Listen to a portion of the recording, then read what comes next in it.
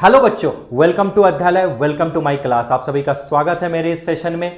First of all I am so sorry, मैं 9 PM live नहीं आ पाया ड्यू टू इलेक्ट्रिसिटी प्रॉब्लम, तो अपोलॉजी। बट हाँ, अब मैं पेपर डिस्कस करने के लिए रेडी हूँ। जब पहले मैं आपको बताऊँ, स्ट्रेस नहीं लेना है, आपका पेपर डेफिनेटली अच्छा गया होगा। हाँ, पेपर का स्टैंडर्ड बहुत अच्छा था। अगर मैं लास्ट ईयर से कंपेयर करूं तो इस ईयर जो है पेपर का स्टैंडर्ड बहुत ही अच्छा था। जिसने 2 ईयर बहुत अच्छे मेहनत किया, चीज़ों को समझा, थेरीज को इलाबरेट करके समझा, क्रैश कोर्स या शॉर्ट ट्रिक्स पे, टिप्स एंड ट्रिक्स पे सिर्फ बेस्ड नहीं हुआ, उसके लिए ये पेपर डेफिनेटली अच्छा हुआ होगा, डेफिनेटली उसने अच्छा किया होगा। तो अभी आपको कोई स्ट्रेस नहीं लेना है। मैं बस as a coach, as a guide आपको थोड़ा आपके साथ पेपर डिस्कस कर रहा हूं, जिससे आपको पता चल जाए कि कहां आपने मिस्टेक किया। That's it. इसलिए मैं सेशन को बहुत ज्यादा टफ नहीं बताने वाला हूं, नहीं करने वाला हूं, बिल्कुल एज अ फन हम लोग मूव करने वाले हैं। Is it clear? हाँ सर। तो स्टार्ट करते हैं सेशन को। चलिए, पहला क्वेश्चन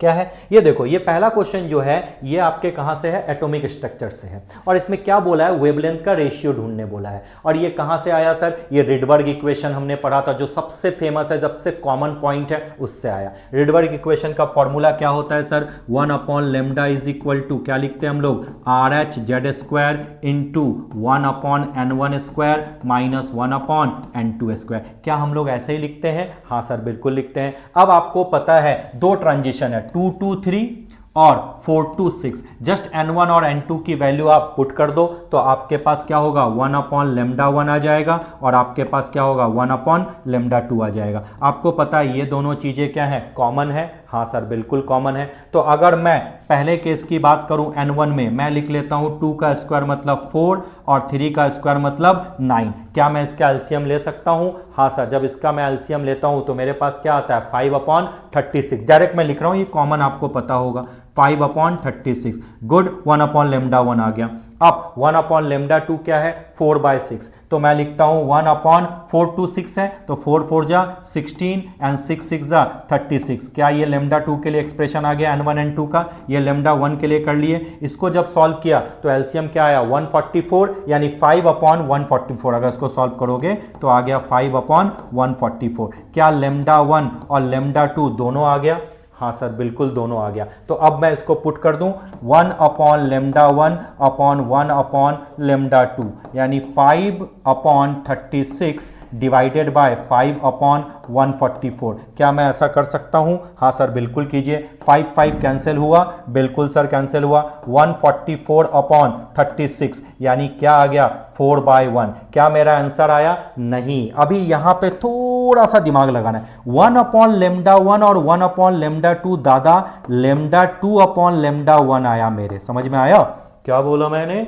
ये आया λ2/λ1, लेकिन क्वेश्चन में पूछा है λ1/λ2, यानी जो आपका 4/1 आया उसको रिवर्स कर दो, यानी आंसर क्या आएगा? 1/4। क्या हमारे पास, मैं आंसर की यहां पे टिक करके पहले रखा हूं ताकि आपसे आंसर की मिस ना हो। तो आंसर क्या आएगा? 1/4। कहां से क्वेश्चन है? एटॉमिक स्ट्रक्चर, रिडबर्ग इक्वेशन का क्वेश्चन है। डन सर, बहुत अच्छी बात है। आगे बढ़े?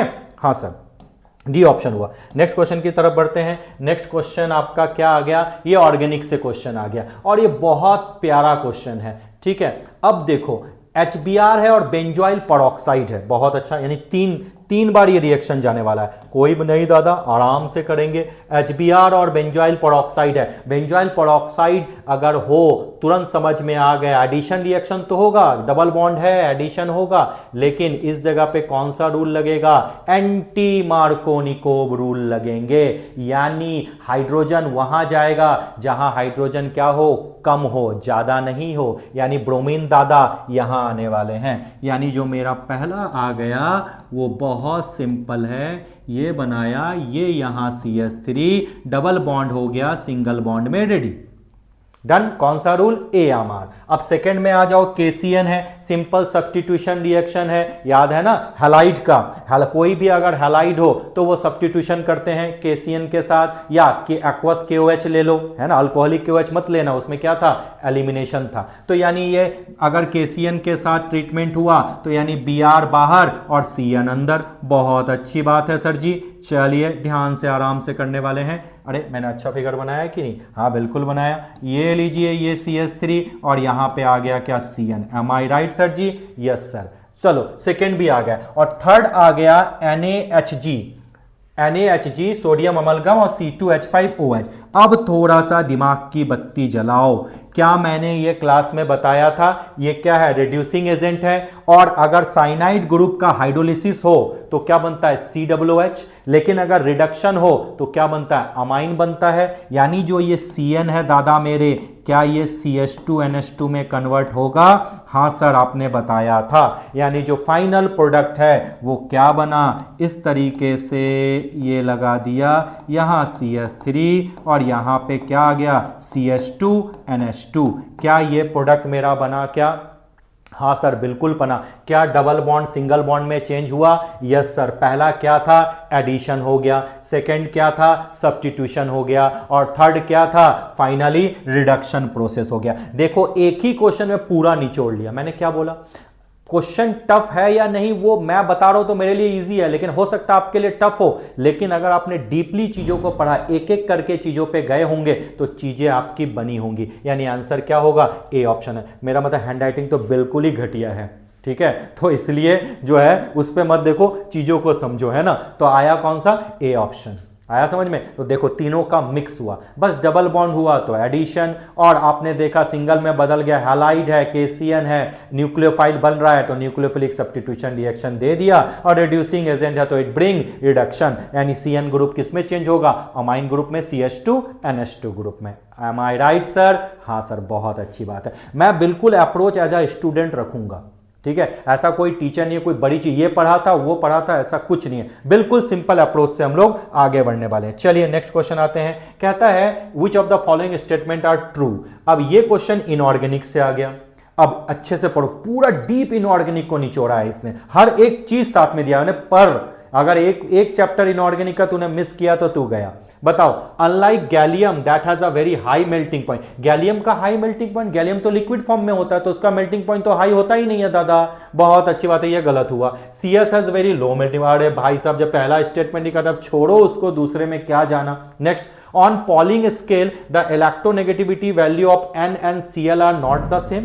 पॉलिंग स्केल पे N की वैल्यू की इलेक्ट्रोनेगेटिविटी वैल्यू 3 होती है और क्लोरीन की इलेक्ट्रोनेगेटिविटी वैल्यू क्या होती है? 3 होती है, यानी सेम होती है। एम आई राइट ना? यानी जो मैं बोलूं ये भी मेरा क्या है? रॉन्ग है। Yes sir.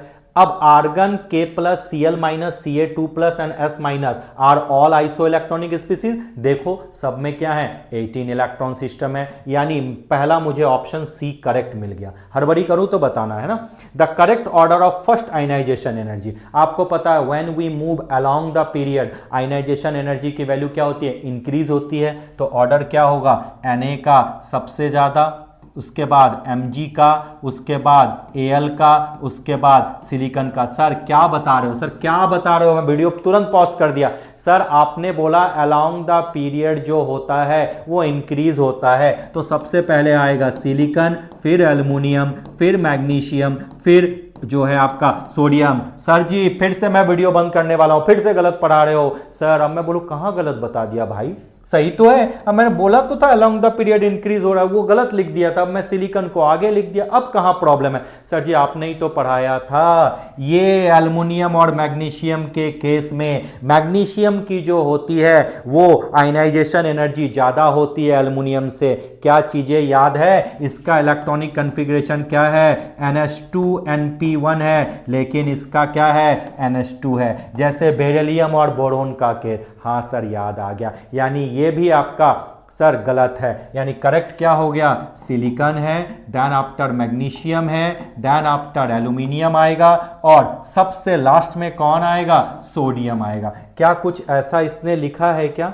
The correct order of first ionization है silicon, aluminium, magnesium and sodium. यानी दादा मेरे ये भी गलत है। उसके बाद हम पढ़ के देखते हैं नेक्स्ट।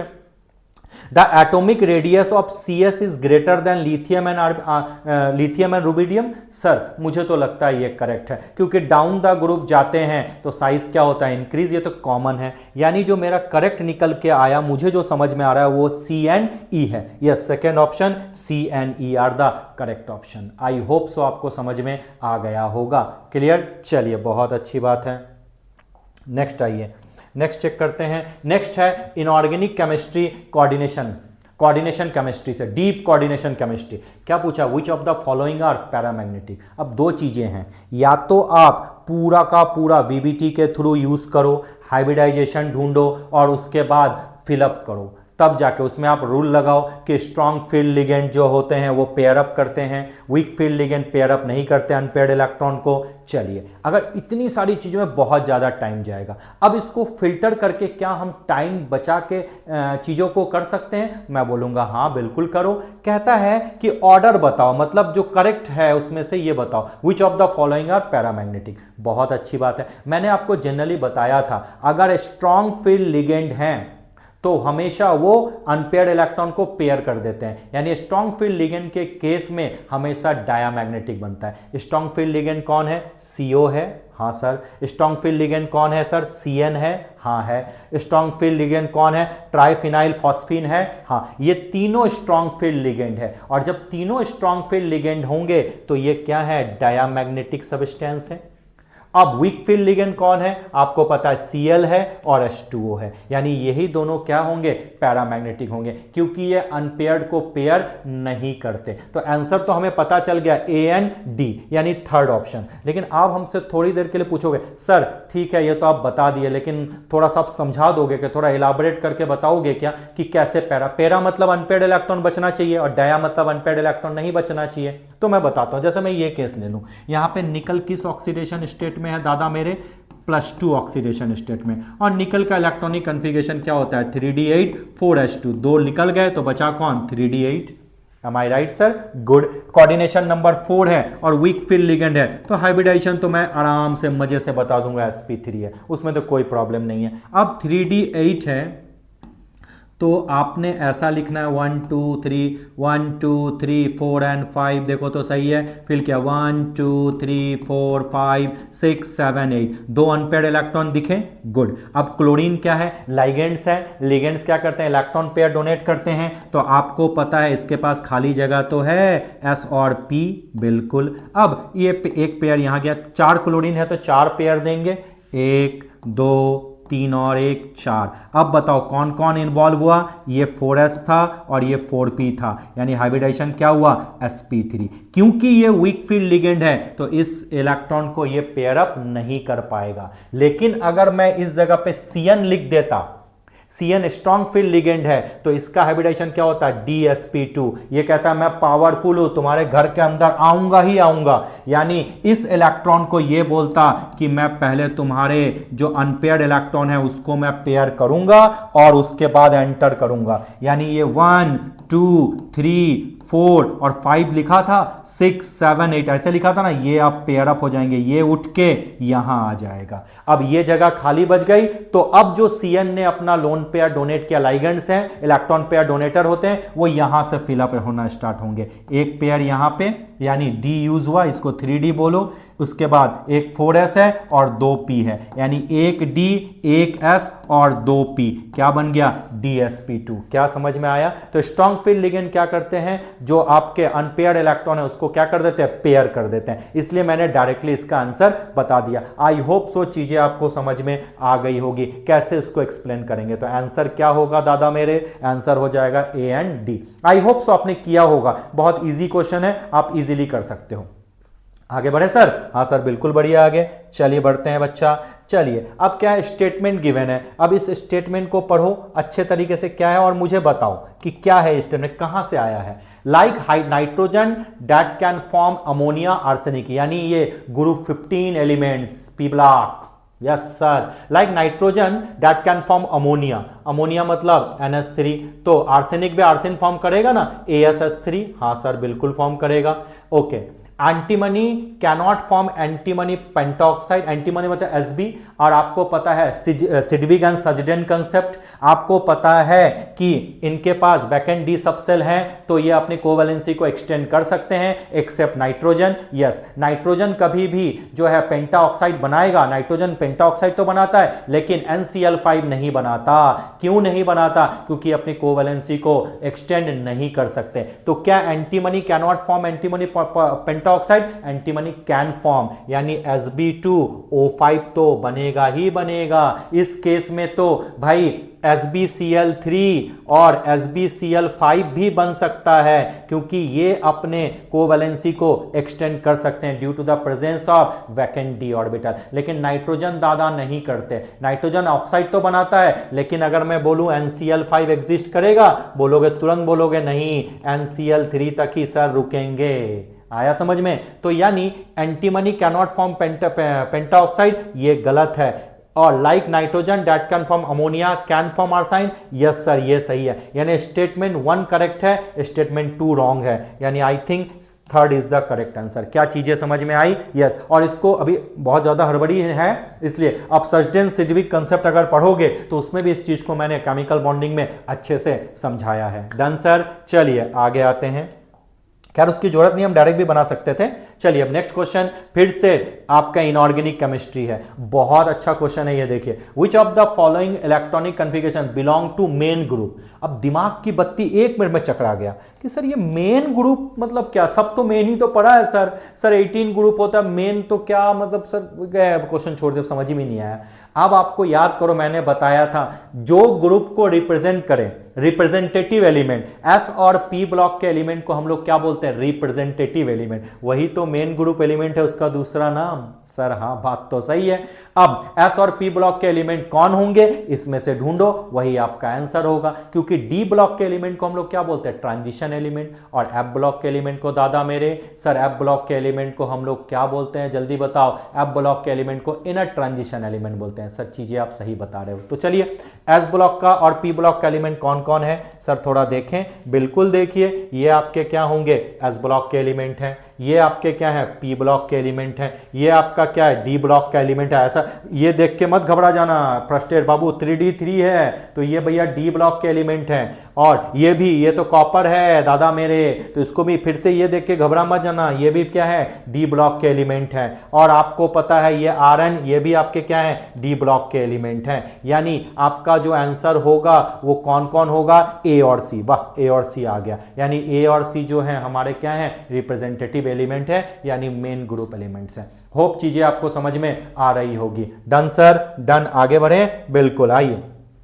ये क्वेश्चन बिल्कुल आपके मोल कंसेप्ट का बेसिक मोल कंसेप्ट है। कितने लॉ पढ़े थे sir? Law of conservation of mass, law of constant proportion, law of reciprocal proportion, laws of multiple proportion. सब में कहीं ना कहीं मास इन्वॉल्व था। लेकिन sir Gay Lussac law of combining volume of gases जब हमने पढ़ा तो उसमें क्या था? वॉल्यूम इन्वॉल्व था। और डाल्टन थ्योरी क्या बात करता है? एटम्स के बारे में बात करता है, मास के बारे में बात करता है। वॉल्यूम के बारे में postulate of Dalton atomic theory में कहीं कुछ लिखा हुआ है? याद करो, नहीं सर। तो ये किसको डिफाइन नहीं करता sir? Law of combining volume of gases volume को डिफाइन नहीं करता। बाकी सब में मास एटम का गेम है। चाहे कंजर्वेशन ऑफ मास बोलो, कांस्टेंट प्रोपोर्शन बोलो, मल्टीपल प्रोपोर्शन बोलो। कंजर्वेशन ऑफ मास पता है? हाँ सर। During a reaction total mass of reactant equal to total mass of product. Mass law of constant proportion पता है? Yes. During a formation of any molecule और a compound the combining item are always present in a fix ratio by mass. जैसे अगर water बनाना है तो hydrogen और oxygen का क्या रेशियो होगा? 1:8। अगर ये कंपोजिशन नहीं रखोगे तो वाटर नहीं बनेगा। क्या समझ में आया? लॉ ऑफ मल्टीपल प्रोपोर्शन क्या है? अगर दो एटम कंबाइन करके more than one molecule, more than one compound बना ले तो fix mass of one atom जो होते हैं, जो वेरिएबल मास जो होते हैं, variable mass of one atom which combine with the fix mass of another atom always bear a simple ratio by mass. जैसे अगर मैं बात करूं कार्बन और ऑक्सीजन से, CO भी बनते हैं और CO2 भी बनते हैं। कार्बन का मास 12, यहां भी 12 फिक्स मास है, लेकिन ऑक्सीजन का देखो यहां 16 है, यहां पे क्या है 32 है। सो 16 टेंस टू 32 क्या रेशियो आया 1 टेंस to 2, law of multiple proportion आया। यानी हर जगह मास एटम रेशियो का वैल्यू गिवन है, लेकिन अगर law of combining volume of gases की बात करूं तो वहां सिर्फ और सिर्फ वॉल्यूम है। यानी आंसर क्या हो जाएगा, फोर्थ ऑप्शन। क्या बोला मैंने, डीपली आपको मतलब टेस्ट किया है, मतलब ऐसे तो जाने नहीं देंगे, बहुत इधर उधर किए हो तुम। अब जिसने मेहनत किया उसी को प्राइज मिलेगा। तो जो व्हाइट एप्रॉन है और जो स्टेथोस्कोप है, जो आला आप लगाते हो, वो उसी को मिलेगा जिसने 2 साल कड़ी मेहनत की। जो इधर उधर इधर से उधर से मतलब वो बोलते हैं ना, थोड़ा थोड़ा इधर से एक्यूमुलेट करके, क्या उसको नहीं मिलेगा। इस बार बूंद बूंद से घड़ा भरना है। चलिए सर, बहुत अच्छी बात है, ज्यादा प्रवचन नहीं। नेक्स्ट आइए, नेक्स्ट क्वेश्चन क्या है, कहता है अरे वाह बहुत अच्छा क्वेश्चन है। ये कहां से है, रिडॉक्स रिएक्शन से, ऑक्सीडेशन एंड रिडक्शन से, दम से पढ़ाया था। KO2 ये सुपर ऑक्साइड है, लेकिन ऑक्सीजन का नहीं पूछा है, पोटेशियम का पूछा है। पोटेशियम क्या है दादा मेरे, अल्कली मेटल। अल्कली मेटल का ऑक्सीडेशन स्टेट हमेशा क्या होता है, +1, कुछ भी सिचुएशन हो जाए। अल्कालाइन अर्थ मेटल का +2। Is it clear. अब पेरोक्साइड में ऑक्सीजन है, हाइड्रोजन पेरोक्साइड, पेरोक्साइड में ऑक्सीजन का जो ऑक्सीडेशन स्टेट होता है क्या -1 होता है, हाँ जनरल केस में -2। और H2SO4 है, तो आपको पता है सल्फर हायर ऑक्सीडेशन स्टेट में है +6। क्या इसको ढूंढना आता है, हाँ दादा ढूंढना आता है। यानी आंसर क्या होगा, +1 -1 +6, +1 -1 +6। आई होप सो चीजें आपको समझ में आ रही है, कौन किस चैप्टर से आया है और कैसे हम उस चीज को अटैक कर सकते हैं, वो सारी चीजें आपको धीरे धीरे समझ में आ जाएगी। डन सर, डन, बहुत अच्छी बात है। चलिए अब आते हैं नेक्स्ट क्वेश्चन की तरफ। सर नेक्स्ट क्वेश्चन बताइए। बहुत अच्छी बात है। ये कहां से है, केमिकल काइनेटिक्स से है। तो क्या कहता है, if half life of for a first order reaction, अच्छा टी हाफ दिया है, then time required for 99.9% completion, मतलब सब खत्म ही हो गया भाई, बचा क्या 0.1%।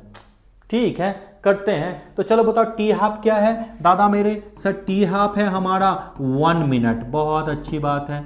अब हमें निकालना है टाइम रिक्वायर्ड फॉर 99। तो क्या फर्स्ट ऑर्डर काइनेटिक्स है, ये कैसे पता, बोल ही दिया है फर्स्ट ऑर्डर रिएक्शन। फॉर्मूला क्या होता है, K = 2.303 upon T log A0 upon 80। A0 मतलब इनिशियल, 99% है मतलब इनिशियल क्या था 100, और खत्म कितना हुआ 99.9%, तो बचा क्या 0.1%। क्या मैं ऐसा लिख सकता हूं, हाँ सर बिल्कुल लिखिए, मना किसने किया है, आया समझ में, यस सर। अब K नहीं पता, लेकिन हमें पता टी हाफ पता, तो K = क्या मैं 0.693 अपॉन टी हाफ लिख सकता हूं, बिल्कुल लिखिए सर। किसने रोका है, मैं बोलो बिल्कुल मत रोको। अब 2.303 अपॉन टी लॉग, इसको मैं 10⁻³ लिख दूं, ये पॉइंट ऊपर उड़ गया, हाँ सर बिल्कुल लिखिए, ये पॉइंट ऊपर उड़ के 1000 हुआ, यानी 10⁻3। क्या 3 आगे आ जाएगा और log 10 की वैल्यू 1 होगी, हाँ सर बिल्कुल। तो चलिए मैं क्या ऐसा लिख सकता हूं, 0.693 upon t half is equal to 2.303 upon t into 3 log 10। log 10 तो दादा हम समझ गए, log 10 की वैल्यू क्या होगी दादा मेरे, 1 होगी। तो क्या हम इसको सॉल्व कर लें, बिल्कुल। अब टी हाफ की वैल्यू क्या गिवन है, टी हाफ की वैल्यू दादा 1 गिवन है, लिख दिया 1, ओके। 2.303 इंटू 3 अपॉन टी, यही तो हुआ। तो t is equal to 2.303 into 3 क्या होगा 6.909 अपॉन 0.9693 है ना, 0.693 हो जाएगा। क्या ये दिख रहा है आपको, क्या अब इसको सॉल्व कर सकते हैं, यस। अगर इसको आप ऑलमोस्ट सॉल्व करोगे तो नियर वार वैल्यू 9 पॉइंट समथिंग यानी 10 के आसपास आ जाएगा।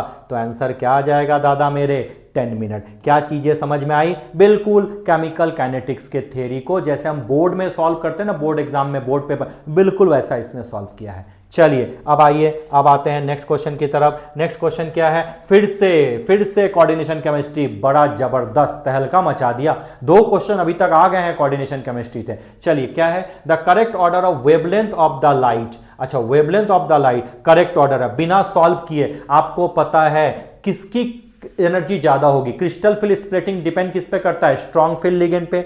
जो स्ट्रॉन्ग फील्ड लिगेंड होंगे उसकी एनर्जी ज्यादा, CFSC crystal field splitting energy. अगर एनर्जी ज्यादा तो वेवलेंथ क्या होगा?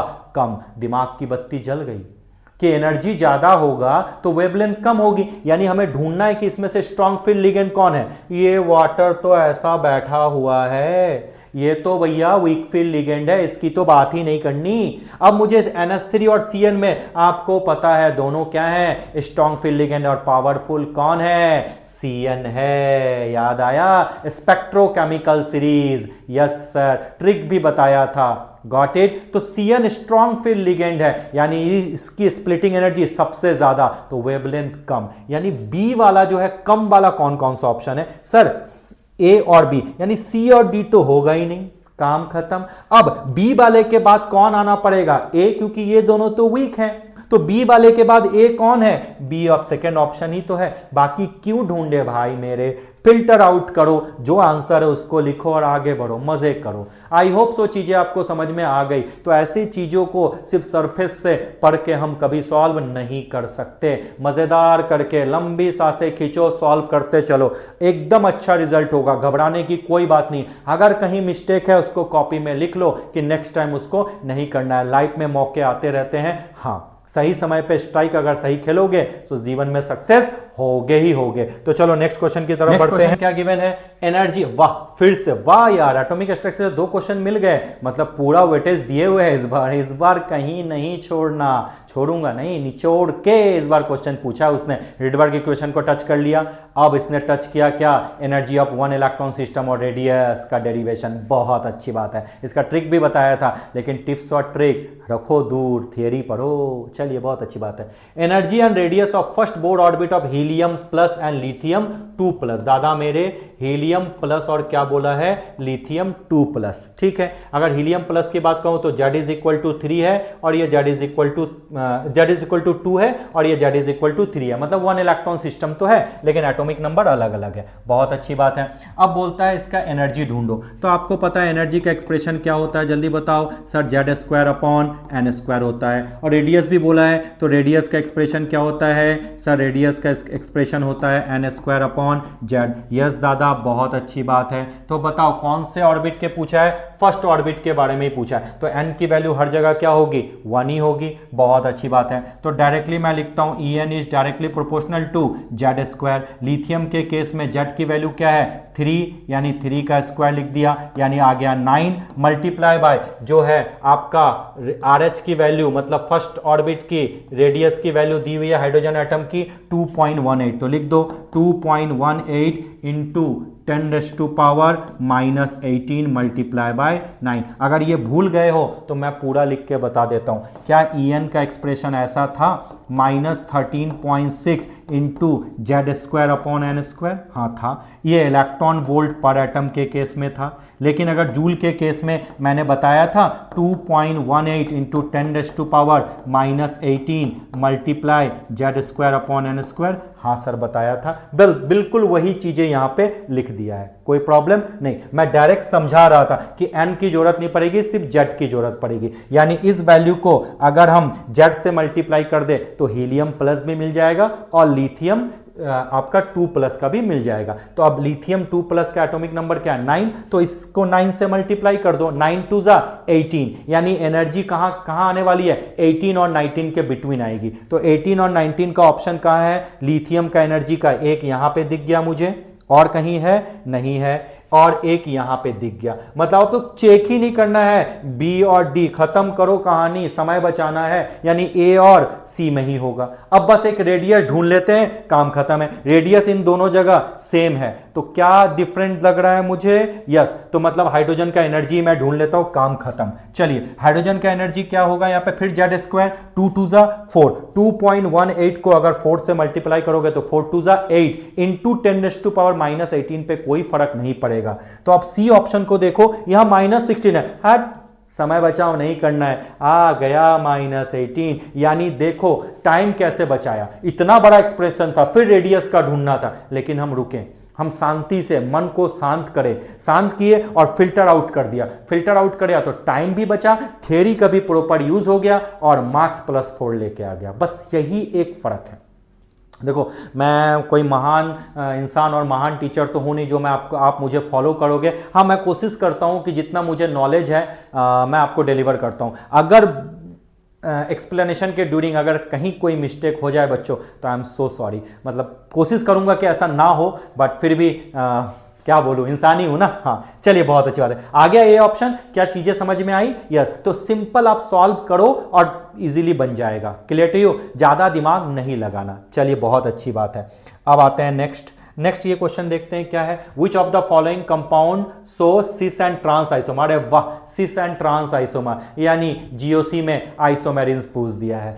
पेंट वन इन जैसी समझ गए कि भाई टर्मिनल पोजीशन है, टर्मिनल पोजीशन पे CH2 होता है। एक कार्बन पे 2 सेम ग्रुप हो तो कभी वो सिस और ट्रांस दे ही नहीं सकते। सर नहीं समझ में आया, इतने हवा में बात मत करो, बताओ मुझे। चलो कोई बात नहीं, CH3 CH2 CH2 और ये CH, उसके बाद डबल बॉन्ड CH2।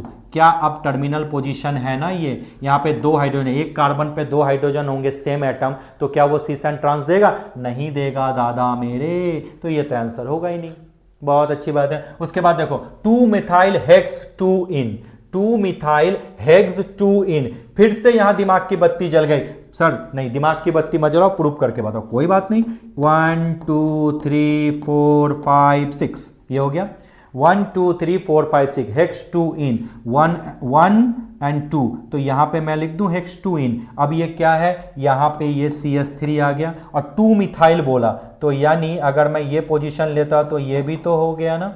और अब मैं यहाँ पे बैलेंस कर देता हूँ, बैलेंस है। अब यहाँ पे लगा दो CH3 और यहाँ पे लगा दो CH2, यहाँ पे भी CH2, यहाँ पे क्या लगाना है? CH। यही तो है 2 मिथाइल हेक्स 2 इन। यस सर, देखो ना, 1 2 3 4 5 6, 1 2 3 4 5 6, 2 मिथाइल हेक्स 2 इन। क्या सेम कार्बन पे 2 सेम ग्रुप हैं, 2 सेम ग्रुप होंगे तो क्या वो कभी भी सिस एंड ट्रांस देंगे? दादा नहीं देंगे। अब 1 जैसे 1 डाइमिथाइल नहीं देगा, छोड़ो, नहीं चेक करना है। 1 बोल दिया ना, सेम हो गए। अब आते हैं 1 2 डाइमिथाइल साइक्लोहेक्सेन, दिमाग की बत्ती जल गई, यानी सेम पोजीशन पे मिथाइल ग्रुप नहीं है, यानी ये आपका क्या देगा? सिस एंड ट्रांस आइसोमर देगा ही देगा। आया समझ में? हाँ सर। तो क्या आंसर होगा? 1 2 डाइमिथाइल साइक्लोहेक्सेन। अरे साइक्लोहेक्सेन बनाना आता है ना, मैं तो भूल ही गया। ये है दादा मेरे साइक्लोहेक्सेन, ये CH3 और ये CH3, तो ये सिस और ट्रांसफॉर्म में तो लिख ही सकते हैं। एक ऐसा लगा दोगे ये वाला, और एक ऐसा बोल्ड वाला कर दो, और एक उसके जस्ट ऑपोजिट कर दो। सॉलिड एंड वेज फॉर्मूला याद है ना? हाँ सर, बिल्कुल उसी तरीके से। तो आंसर क्या हो जाएगा सर? 4th ऑप्शन हो जाएगा, 1 2 डाइमिथाइल साइक्लोहेक्सेन। यस सर, बहुत अच्छी बात है। आगे बढ़ें? हाँ सर, बिल्कुल बढ़ते हैं। चलिए नेक्स्ट क्वेश्चन देखते हैं। कहता है ये क्वेश्चन फिर से इक्विलिब्रियम, आयोनिक इक्विलिब्रियम। याद करो, मैंने बताया था कि कोई भी अगर पॉलीबेसिक एसिड है जिसकी बेसिसिटी 1 से ज़्यादा, लाइक H3PO4, ये हम डायरेक्ट लिखते हैं उसको 3H+ और PO4 3-, लेकिन इसको डायरेक्ट लिखना बिल्कुल सही नहीं होता। ये जो हमने लिखा, इसके लिए जो K आया, ये स्टेप बाय स्टेप आया। पहले क्या होगा सर? H3PO4 ब्रेक डाउन होगा H+, एक बार में एक ही हाइड्रोजन रिलीज होंगे, तो क्या बनेगा? H2PO4-, इसके लिए K1। फिर आपका H2PO4- ब्रेक डाउन होके क्या बनेगा? H+, फिर क्या लिखेंगे? HPO4-, ये क्या हो जाएगा? K2 हो जाएगा। बहुत अच्छी बात है। उसके बाद आपका HPO4-, ब्रेक डाउन होके क्या बनेगा? H+ और PO4-, इसका क्या लिखा हमने? K3 लिखा। और आपको पता है जब मैं कंपेयर करूंगा तो K = क्या होता था? K1 × K2 मल्टीप्लाई दादा मेरे क्या होता था K3। अगर लॉग लगाते हैं तो क्या आएगा log K is equal to log K1 plus log K2 plus what there log K3। क्या ऐसा ही कुछ होता था? हाँ सर बिल्कुल ऐसा होता था। समझ में आ रहा है? हाँ सर बिल्कुल समझ में आ रहा है। और आपको पता था जैसे जैसे हम आगे बढ़े तो K1 सबसे ज्यादा, then K2, then afterward K3, ये रिलेशन भी आया था। हाँ सर आया था। अब जो ये चीजें हमने पूरी पढ़ी थी अब उसको कंपेयर करके इसने पूछ दिया। क्या ये रिलेशन पढ़ लिया? Got it. उसके बाद K1 वाला पढ़ लिया, H3PO4 is stronger acid than H2PO4। जैसे जैसे दूर जाएंगे K की, जैसे जैसे आगे बढ़ रहे हैं K की वैल्यू कम हो रही है ना, तो यानी H3PO4 is stronger acid than H2PO4 minus and HPO4 2 minus. Yes देखो इसके केस में अगर एक एक करके करें तो K1 ज्यादा, देन K2, देन K3। यानी जो चीजें हमने क्लास में पढ़ी थी वो चीजें डायरेक्ट उठा के इसने पुट कर दिया। यानी इधर देखो और इससे मिलाओ तो आंसर क्या क्या आएंगे? ABC करेक्ट है, यानी फोर्थ ऑप्शन करेक्ट है ABC। आई होप सो आपको चीजें समझ में आ रही होगी। तो जहां एक्सप्लेनेशन की रिक्वायरमेंट है वहां मैं डायरेक्ट आपको एक्सप्लेन कर रहा हूं। Done sir? हाँ सर बहुत अच्छी बात है। नेक्स्ट आते हैं। नेक्स्ट आइए, नेक्स्ट क्वेश्चन क्या है? अरे वाह भाई साहब एकदम बुकिस क्वेश्चन। हाइड्रोकार्बन कहता है which of the following reaction does not give benzene as a product. अच्छा ये तो सोडा लाइम डीकार्बोक्सिलेशन है, यहां पे कुछ भी रखे RCOONA हो, इसका अगर सोडा लाइम डीकार्बोक्सिलेशन करते थे NaOH प्लस CaO में तो आपको बोलते थे क्या बनता है? RH बनता है। याद आया? हाँ sir, decarboxylation COO group release as a CO2 जो Na के साथ रिएक्ट होकर क्या बनता है? कार्बोनेट बना देता था। हाँ सर याद था। तो अब आप बताओ CH बना तो यहां पे RH बना तो ये R ग्रुप इस बार ये है तो C6H5 ग्रुप है उस पे H लगा दिए तो क्या ये C6H6 दिखा? बेंजीन दिखा दादा मेरे? Yes sir. अब आपको पता है N हेक्सेन का अगर मोलिब्डेनम ऑक्साइड के साथ ट्रीटमेंट करते हैं तो इसको बोलते हैं एरोमेटाइजेशन। N हेक्सेन लेंगे तो बेंजीन बनेगा और N हेप्टेन लेंगे तो क्या बनता था? टॉल्विन। क्या क्लास में मैंने पढ़ाया था इस चीज को? हाँ सर बिल्कुल ये चीजें याद है, बिल्कुल थ्योरी। और मैंने बोला था एक ना एक दिन जो मैं पढ़ा रहा हूं एक दिन जरूर काम आएगा और आज देखो काम आ रहा है। चलिए बहुत अच्छी बात है, हर टीचर ने पढ़ाया था, ऐसा नहीं कि मैं आप क्रेडिट ले रहा हूं, बहुत सारे महान टीचर हैं भाई, मैं महान नहीं हूं, उन्होंने भी पढ़ाया था। नेक्स्ट आपको पता है ये रेड हॉट आयरन आइसोमराइजेशन हुआ, cyclic isomerisation. Yes sir, red hot iron tube से पास करेंगे तो याद करो, फिर से बताऊं क्या, टाइम वेस्ट नहीं करूंगा ना। ये तीनों को इस तरह से सजा दो, ये एक बॉन्ड टूटा, एक यहां गया, एक यहां गया। क्या वो दिन याद है? हाँ सर वो दिन याद है जो आपने बताया था। ये बॉन्ड टूटा, एक यहां गया और एक यहां गया और एक CH है यहां लगा दिया। ये दादा एक बॉन्ड टूटा, एक यहां गया, एक यहां गया। बस पेन पे नजर रखो आपको समझ में आ गया। एक इलेक्ट्रॉन एक इलेक्ट्रॉन मिलके एक बॉन्ड बनाया, उसके बाद ये ट्रिपल से क्या हो गया? डबल हो गया। अब एक इलेक्ट्रॉन मिलके यहां एक बॉन्ड बना दिया, बहुत अच्छी बात है। इसका एक इलेक्ट्रॉन और एक इलेक्ट्रॉन मिलके यहां एक बॉन्ड बना दिया, गुड। और इसका एक इलेक्ट्रॉन मिलके यहां बॉन्ड बना दिया और इसका एक इलेक्ट्रॉन और इसका मिलके यहां एक बॉन्ड बना दिया। अरे बनाया ना दादा मेरे? यस। और यहां पे डबल बॉन्ड रह गया, यानी यहां एक डबल बॉन्ड, यहां एक डबल बॉन्ड, यहां एक double bond. M I right sir? हाँ सर। अरे बिल्कुल समझाने के लिए लिखा है इसको, ठीक है। तो क्या कितने कार्बन हुए बोलो? 6 कार्बन हुए। ध्यान रखना तो ये 6 कार्बन बनाए। कितने डबल बॉन्ड हुए अल्टरनेटिव पोजीशन पे? एक ये डबल बॉन्ड, एक ये डबल बॉन्ड और एक ये डबल बॉन्ड। क्या ये बेंजीन दिखा? हाँ सर। थोड़ा एकदम हड़बड़ी में गंदा कर दिया, ऐसे हैंडराइटिंग गंदी है मेरी, बट ठीक है चलिए आया समझ में। यानी इन तीनों से नहीं बनेंगे। और चौथा तो आपको पता है बेंजीन डायोडोनियम क्लोराइड को H2O के साथ वार्म करते हैं तो क्या बनता है? फिनॉल बनता है। यानी आंसर क्या हो जाएगा? 4।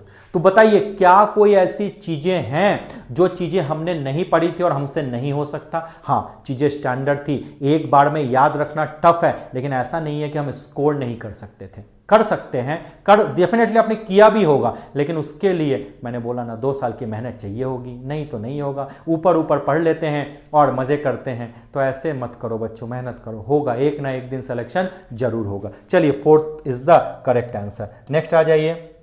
अरे वाह, मैं ढूंढ ही रहा था कि इलेक्ट्रो बाबा कहाँ गए। इलेक्ट्रोकेमिस्ट्री से ये क्वेश्चन है। क्या क्वेश्चन है थोड़ा देखेंगे, समझेंगे। हाँ sir, if the molar conductivity of a zero, molar conductivity दिया हुआ है, यानी molar conductivity at a particular concentration क्या है 0.050 मोलर, अच्छा ऑफ इज सॉरी ये तो सॉल्यूशन है, इसकी molar conductivity, pardon, molar conductivity क्या गिवन है 90 साइमन सेंटीमीटर स्क्वायर पर मोल।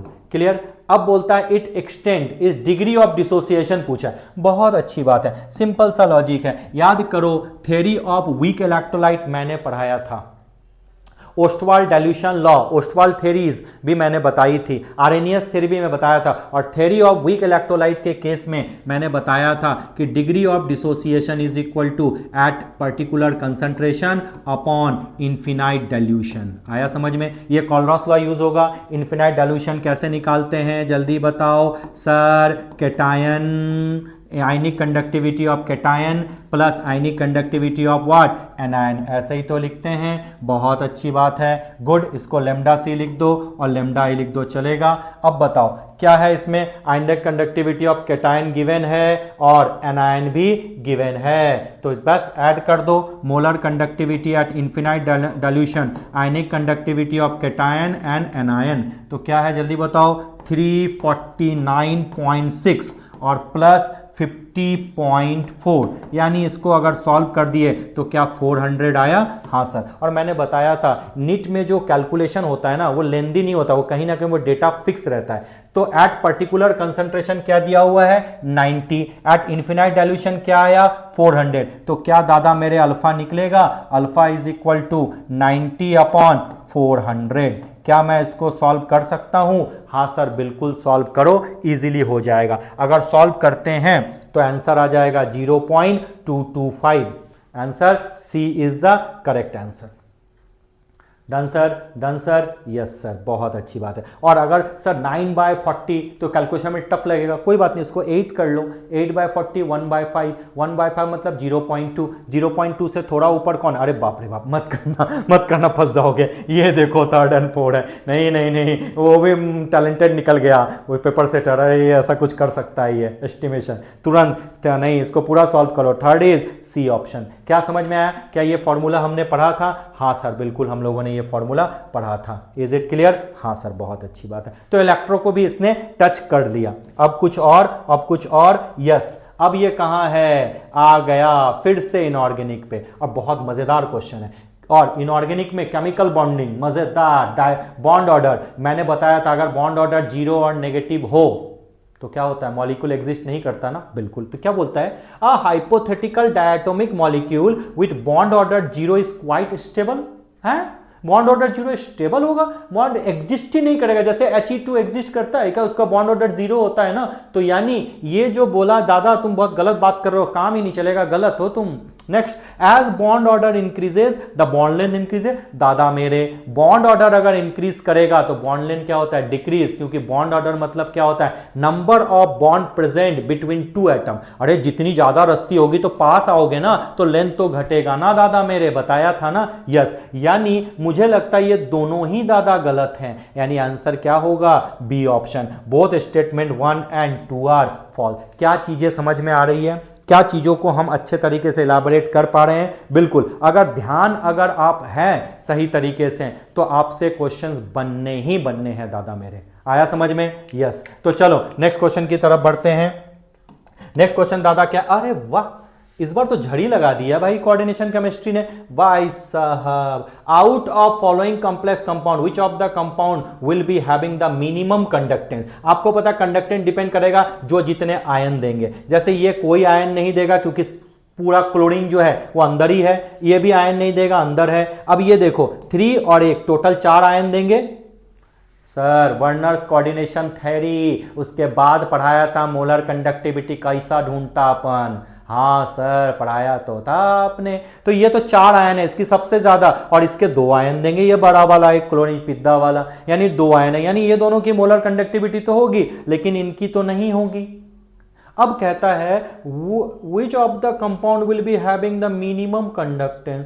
अरे दादा इसमें तो 1 एंड 2 दोनों, मैं तो खूब खुश हो रहा था बे, ये क्या हो गया, ये 1 एंड 2, 3 एंड 4 तो दिखा, 1 एंड 2 दोनों ही करेक्ट होंगे। तो भाई मैं इसमें कंफ्यूज हो गया हूं, मैं तो बोलूंगा इसमें 1 और 2 दोनों करेक्ट होगा, या तो बोनस मिलेंगे या तो भाई नाटा वाले बताएंगे एनटीए वाले कि भाई क्या किया उसमें, क्योंकि भाई मेरी थ्योरी यहां पे फेल हो गई तो मैं कमेंट तो बिल्कुल नहीं करूंगा कि कौन क्या है कैसा है। आया समझ में? चलिए सर, तो इसको बोनस के लिए रख दो, टेंशन मत लो, मिलेगा मिलेगा, नंबर जरूर मिलेगा, ऐसा कुछ नहीं है। नेक्स्ट क्वेश्चन की तरफ बढ़ते हैं। नेक्स्ट क्वेश्चन क्या है दादा, देखो, अरे वाह, फिर से इनऑर्गेनिक केमिस्ट्री।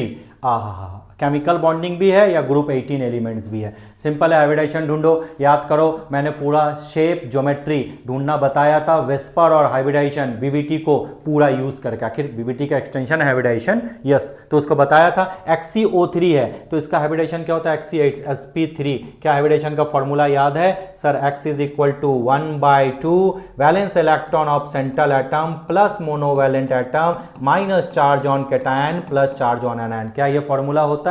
तो आपको पता है ये डाइवेलेंट है, जेनन में वैलेंस इलेक्ट्रॉन कितने हैं, जेनन में वैलेंस इलेक्ट्रॉन है 8, तो यानी आ गया x की वैल्यू 4 है, यानी हाइब्रिडाइजेशन क्या हुआ, sp3। ये तो समझ में आ गया, हाइब्रिडाइजेशन sp3 होगा।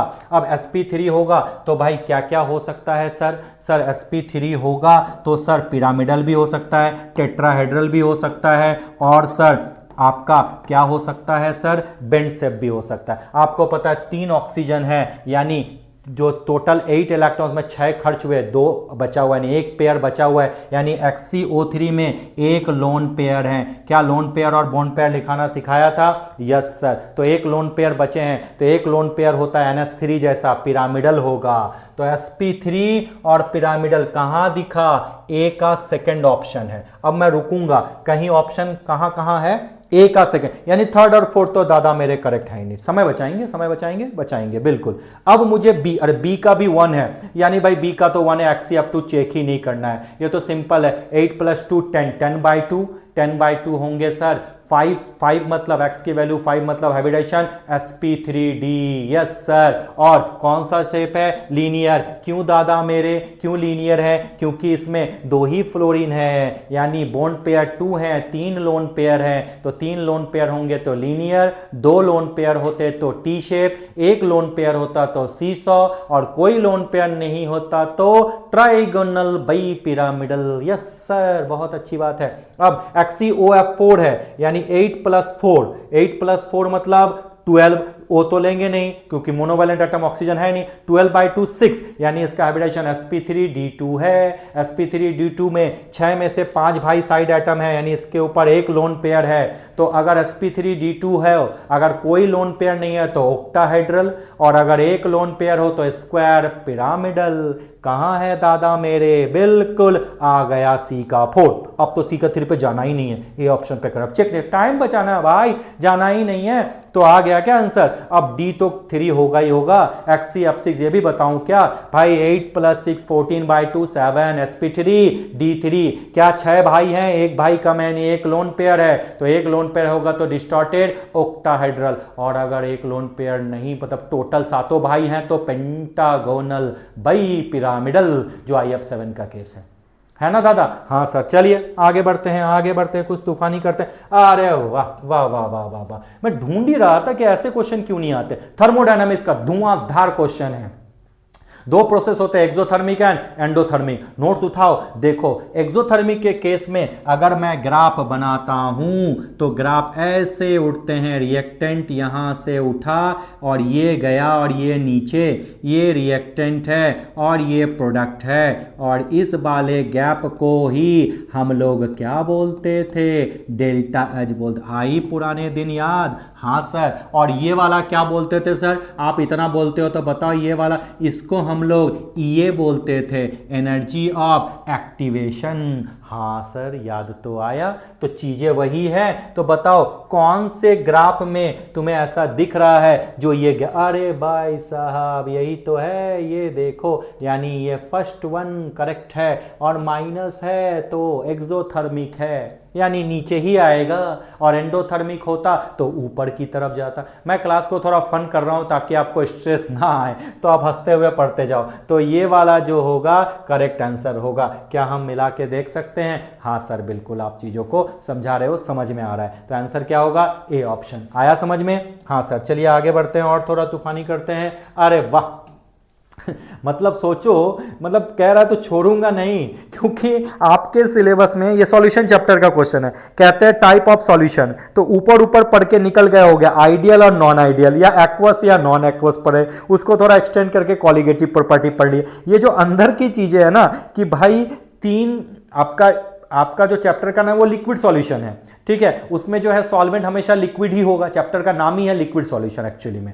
तो जनरली होगा solid in liquid, liquid in liquid और गैस इन लिक्विड। लेकिन दादा पढ़ाते वक्त आपको पता है हमेशा लिक्विड ही सॉल्वेंट नहीं होते, सॉलिड भी सॉल्वेंट हो सकता है। जैसे एलॉय की बात करूं, एलॉय में क्या होता है? सॉलिड सॉलिड, मेटल मेटल में मिलते हैं ना, बट सॉलिड सॉलिड में मिलते हैं। तो एलॉय भी क्या है? Homogeneous mixture of what? Solid in solid, है ना? बात समझ में आ रही है? हाँ, तो यानी हमेशा लिक्विड ही सॉल्वेंट नहीं होगा, आपको सॉलिड भी सॉल्वेंट हो सकते हैं और गैस भी सॉल्वेंट हो सकता है। जैसे एयर, एयर क्या है? होमोजीनियस मिक्सचर है ना, किसके भाई? दो गैसेस, एयर में क्या है? कंपोनेंट ऑफ गैसेस ही तो हैं। Yes sir. तो यानी यहां पे पूरा डीपली पूछा है कि तीनों सॉल्वेंट लेके बताओ तुम कितने टाइप हुए। एक बार लिक्विड का तीनों केस बताओ, सॉलिड का तीनों केस बताओ और गैस का तीनों केस बताओ, और बताओ कि कितने केस में सॉल्यूशन होंगे। कहीं वो तो नहीं बन जाएगा, कोलाइडल या सस्पेंशन तो नहीं बनेगा, उसको छोड़ देना, बाकी सबको डिफाइन करो। ये भी मैंने अच्छे तरीके से बताया था। अब देखो आ गया ह्यूमिडिटी। सच में मुझे को भी नहीं पता ह्यूमिडिटी क्या है, क्यों करना, अभी देखते हैं ना, ढूंढते हैं ना। एलॉय, एलॉय मैंने बोला अभी सॉलिड इन सॉलिड होगा, अभी बताया alloy is a homogeneous mixture. अरे वाह, मिल गया। बी का 1 है, यानी बी का 1, यानी ये और ये तो गलत है, यानी सेकंड एंड थर्ड हो। और थोड़ा देखते हैं, याद तो है नहीं, अब एग्जाम में क्या करें, ह्यूमिडिटी भी पता नहीं है, स्मोक का भी भूल ही गए। अमलगम, सोडियम अमलगम मैंने पढ़ा था। अब अमलगम में Hg, ये जो मरकरी है सर पढ़ा था, वो लिक्विड होता है, लेकिन सोडियम तो सॉलिड होता है।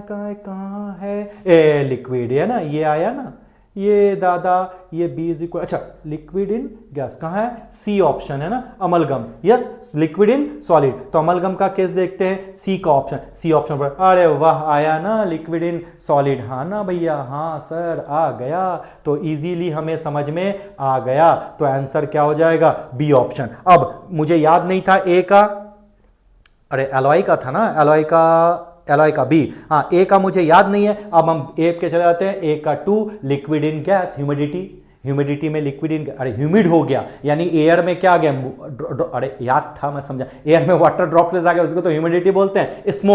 स्मोक, अच्छा सुबह सुबह टहलने के लिए क्यों बोलते हैं? क्योंकि भाई एयर फ्रेश होता है। तो स्मोक किसका एग्जांपल है भाई? स्मोक है solid in gas, smoke particle, क्योंकि डस्ट पार्टिकल नहीं होते सुबह सुबह। याद आया? हाँ सर, चारों आपने समझा दिया हो, मैं आपके जैसा ही रकेट के समझा रहा हूं, कि ताकि आपको भी ऐसा फील हो कि अगर आप भी होते तो ऐसा ही कुछ कर रहे होते। हाँ सर बिल्कुल सर, बहुत अच्छी बात है। क्या सेकेंड ऑप्शन आया? हाँ सर बिल्कुल, सेकेंड ऑप्शन हमारे आ गए, बहुत अच्छी बात है। आगे बढ़ते हैं, कुछ तूफानी करते हैं। आइए नेक्स्ट, अरे वाह, एसिडिक और बेसिक स्ट्रेन का मैंने चार्ट दिया था, पूछ दिया direct. The correct order of decreasing basic strain. अच्छा जी, अच्छा क्या पूछा है? एनिलीन है, अमाइन है, बेंजीन अमाइन है। अच्छा मतलब यहाँ पे आपकी बात कर रहा है ऐसे, CH3NH2 वाला भी ग्रुप है, और एनिलीन मतलब बेंजीन में भी NH2 वाला ग्रुप है। मतलब एक मोटा मोटा मैं एक चीज पकड़ लेता हूं, आपको पता है ये प्लस आई इफेक्ट है, ठीक है, more the plus I effect more is the basic nature, याद है? गुड। अब अगर ये लोन पेयर है और अगर यहाँ बेंजीन रिंग है, तो लोन पेयर कहां हो जाएगा? इन्वॉल्व हो जाएगा रेजोनेंस में, यानी लोन पेयर अवेलेबल नहीं है। अगर लोन पेयर अवेलेबल नहीं होगा तो बेसिक नेचर कैसे होगा? लुईस बेस का डेफिनेशन याद है ना, जिसके पास इजीली लोन पेयर अवेलेबल हो तो बेसिक नेचर होगा, है ना? तो ये समझ गए, अगर बेंजीन रिंग के साथ NH2 है तो उसका बेसिक नेचर कम होगा। अगर CH3 ग्रुप है या CH2 ग्रुप है, यानी इलेक्ट्रॉन डोनेटिंग ग्रुप है, तो उसका बेसिक नेचर ज्यादा होगा। अब फिल्टर लगाते हैं, एक एक करके पढ़ते हैं। चलिए, पहला है एन मिथाइल एनिलीन। भैया एनिलीन तो होगा, एनिलीन मतलब बेंजीन रिंग आ गया तो होगा ही नहीं। उसके बाद N ethyl amine, N ethyl amine, ethanamine है, तो इसका मतलब NH ग्रुप है, यहां भी C2H5 है, और यहाँ भी आपका क्या है C2H5 है, ये हो गया, ये बिल्कुल करेक्ट है। उसके बाद क्या है इथेनामाइन है, ये इथेनामाइन मतलब C2H5NH2 मतलब गुड, ये तो बिल्कुल मुझे सही दिख रहा है, ये भी प्लस आई इफेक्ट, ये भी प्लस आई इफेक्ट, ये भी प्लस आई इफेक्ट। उसके बाद क्या बेंजीन अमाइन मतलब एनिलीन की बात कर रहा है,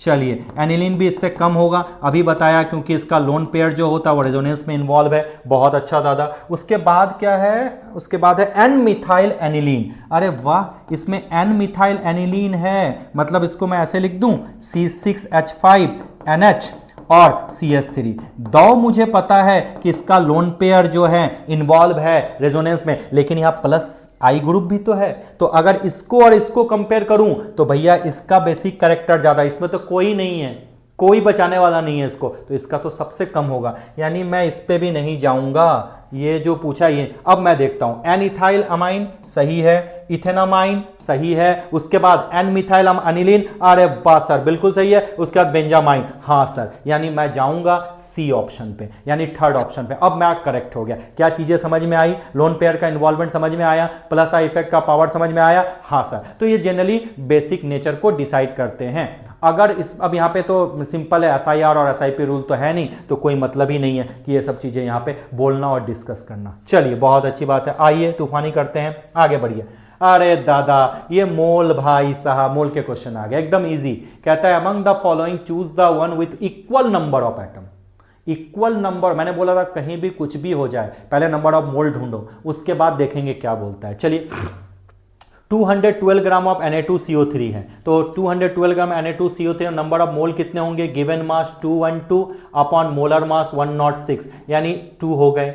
अब Na2CO3 में कितने एटम है, सोडियम के 2, कार्बन के 1, ऑक्सीजन के 3, 3 + 1 4, 4 + 2 6, यानी 2 मोल में जब एटम मैं इसमें ढूंढूं तो 2 × 6 × Na, मतलब इस जगह पे 12 Na एटम्स में ढूंढ लिया। क्या ये समझ में आया? Yes sir. अब 240 क्या है उसके बाद, 248 gram of Na2O, 248 gram of Na2O की अगर मैं बात करूं तो इसके नंबर ऑफ मोल्स क्या होंगे, ये मैं ए वाला मान लेता हूं, इसको बी मान लेता हूं।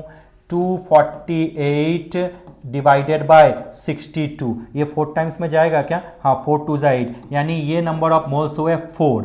गुड, तो अब इसमें एटम्स ढूंढ लो। चलो Na2O में नंबर ऑफ मोल्स हैं 4, Na2O में एटम कितने, सोडियम के 2, ऑक्सीजन के 1 3, और एवोगैड्रो नंबर से मल्टीप्लाई। अरे बाप रे बाप, ये भी 12 Na आ गया, अरे भाई साहब मैं तो लगा था गलत है, आ गया ये भी, बी भी सेम है। चलिए चलिए ए और बी, अच्छा मतलब ये तो होगा ही नहीं, थर्ड और फोर्थ ऑप्शन तो होगा नहीं, यानी आंसर जो है 1 और 2 में होगा, क्योंकि ए और बी तो सेम है। चलिए अब और चेक करते हैं। 240 gram of NaOH, 240 gram of NaOH है, 240 ग्राम है, बहुत अच्छी बात है, यानी सी लिख देते हैं। Number of moles given mass है 240 अपॉन 40, क्या ये 6 आया? Yes sir. NaOH में सोडियम एक बार, ऑक्सीजन एक बार, ये 3 हुए, तो नंबर ऑफ एटम्स कितने होंगे, ये 3 × 6 × Na, यही तो होगा क्या, गलत तो नहीं बोल दिया?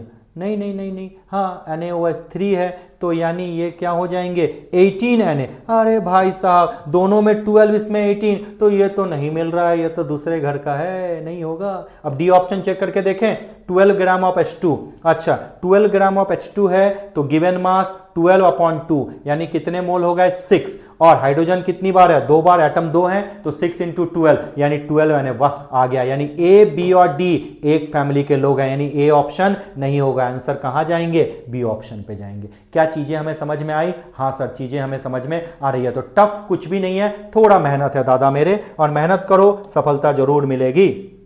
नेक्स्ट, अरे वाह वाह वाह, इस बार तो मजेदार है, एसिडिक नेचर भी पूछ दिया, बेसिक मतलब क्या बोला मैंने, डीप डिगिंग किया है उसने। सब पढ़ो, छोड़ेंगे कुछ नहीं, बड़े बड़े टफ वाली चीजें मत पढ़ो, इजी पढ़ो, इजी पढ़ो, आराम से पढ़ो, एनसीईआरटी को फॉलो करो, बनेंगे, इधर उधर मारा मारी नहीं चलेगा। बहुत अच्छी बात है। तो बोलो करेक्ट ऑर्डर क्या है? आपको पता है बेस के केस में प्लस आई, इसमें क्या देखेंगे माइनस आई, तो आपको पता है CH3 में एक माइनस आई है, सॉरी एक यहाँ प्लस आई है, यहाँ पे 2 प्लस आई है, यहाँ पे 3 प्लस आई है। More the plus I effect less is the acidic nature, am I right? More the minus I effect more is the acidic nature. तो सिंपल है, इसमें ज्यादा दिमाग लगाएंगे नहीं, थर्ड ऑप्शन है, क्योंकि भैया जितना ज्यादा CH3 ग्रुप होगा प्लस आई इफेक्ट ज्यादा होगा, प्लस आई इफेक्ट ज्यादा होगा, तो एसिडिक नेचर कम होगा, ज्यादा नहीं, बेसिक नेचर ज्यादा होगा। चलिए सर हो गया। चलिए अब नेक्स्ट आते हैं नेक्स्ट क्वेश्चन की तरफ। अब क्या इसको सॉल्व करने की जरूरत है? ये कहां से आया है? पीओसीए से,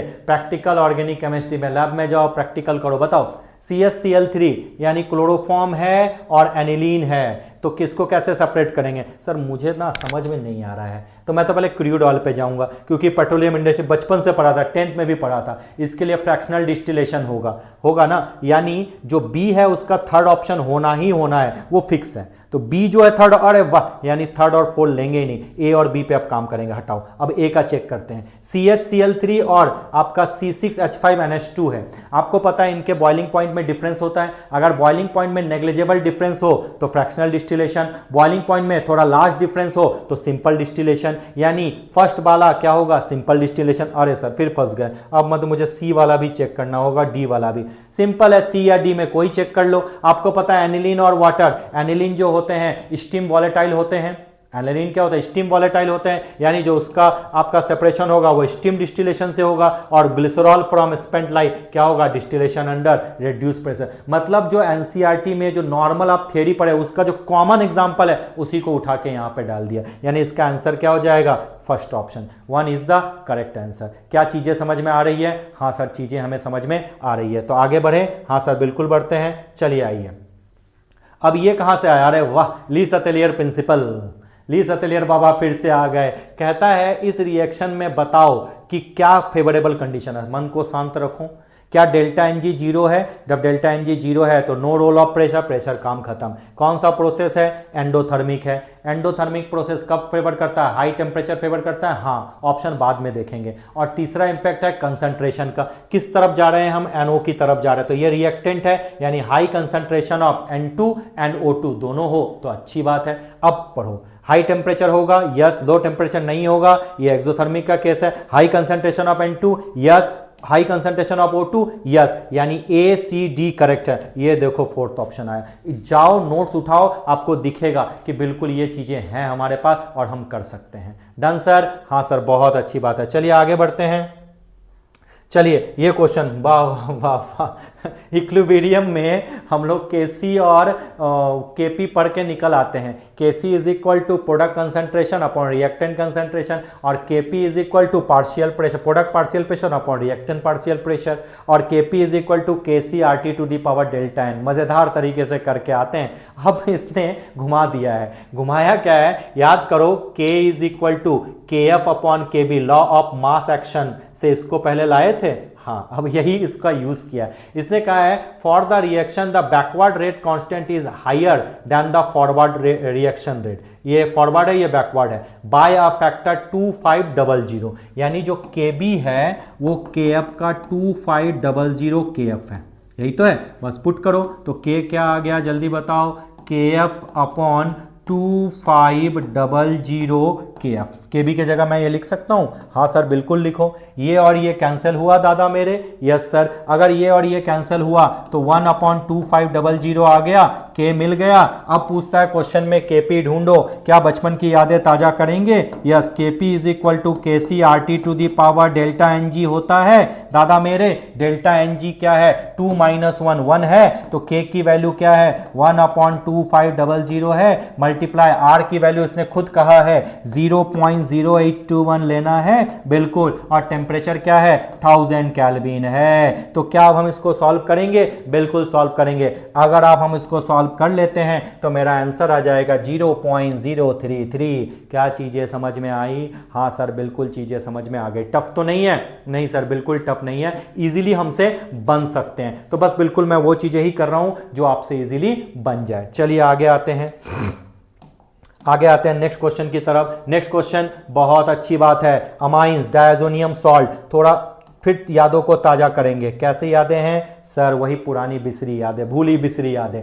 benzene diazonium salt is prepared by reaction with aniline with nitrous acid, yes. NaNO2 plus HCl लेते हैं, जिससे क्या बनता है? HNO2। वो रिएक्ट करके क्या बनाता है? Diazonium salt. Common formula N2 plus Cl minus या N2 प्लस X माइनस।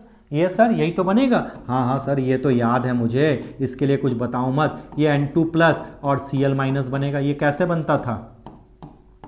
ये होता था ना, ये एनिलीन ले लेते थे, इसका ट्रीटमेंट क्या करते थे, NaNO2 प्लस HCl लेते थे, और जो टेम्परेचर हम लेते थे वो 0 to 5 के आसपास लेते थे, और ये एक्चुअली क्या था, HNO2 था। ये जब रिएक्शन होता था तो क्या बनता था आपका, बेंजीन डायजोनियम सॉल्ट। यस, तो ये डायजोनियम सॉल्ट बन गया। Clear to you? While nitrous acid, benzene diazonium salt is prepared by reaction of aniline with nitrous acid at 273 to 270। हाँ, तो 0 to 5 मतलब 273 to 270, 80 तो हुआ। हाँ, it decompose easily in dry state. हाँ, बिल्कुल सही है। नाउ नेक्स्ट पढ़ो, insertion of iodine into benzene ring, यानी फर्स्ट स्टेटमेंट करेक्ट है, करेक्ट है।